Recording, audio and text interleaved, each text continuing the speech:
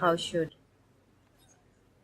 boys be trained to look up to women as mothers And protect them. and protect them and respect them.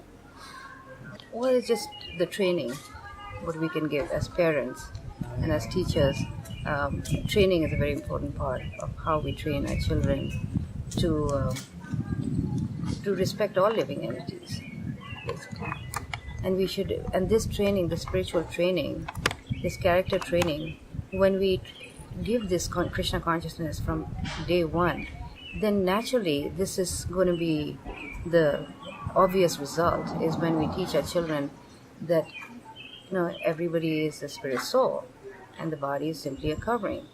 So one should not discriminate, one should not disrespect anyone based on their gender.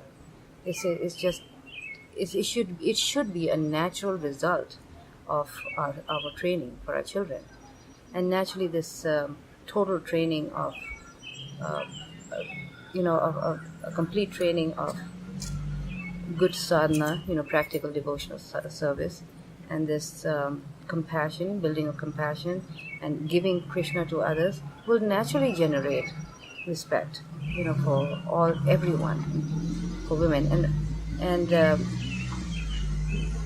and how in the home, the relationship between husband and wife is, the children take a lot of that, In other words, if within the home, the atmosphere is based on mutual respect, the husband treating the wife with respect and vice versa, naturally this is the very big influence for the child.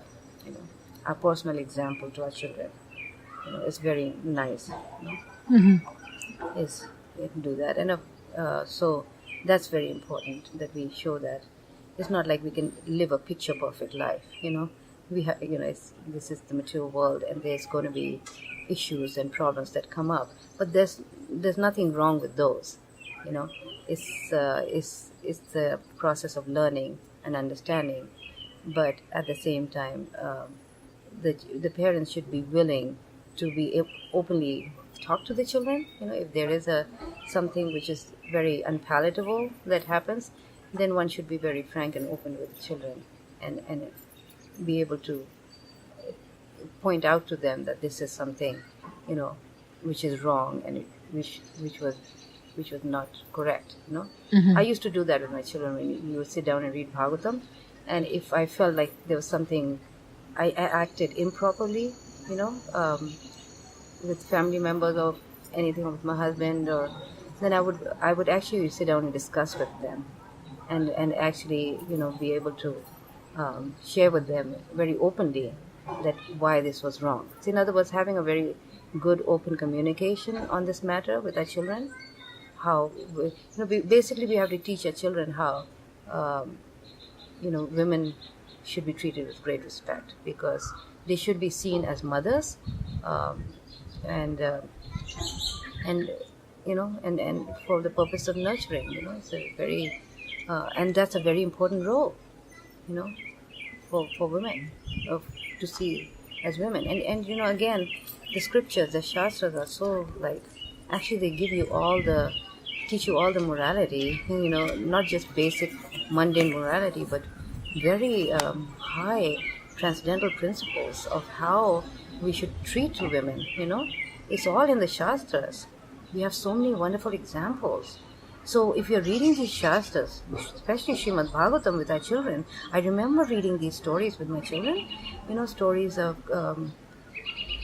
these great women, personalities, Kunti Devi, Queen Kunti, her example was just so amazing. This combination of, her great position as a great devotee and as a mother, So, mother of the five Pandavas, both of those things were there, so well explained. So again, personal example of our own life in front of children, how we deal with each other is important, and also, the position of women is so well explained in our books, in Prabhupada's books, that by reading those books and those stories, the children, the boys learn, as well as the girls learn, how to deal with these issues.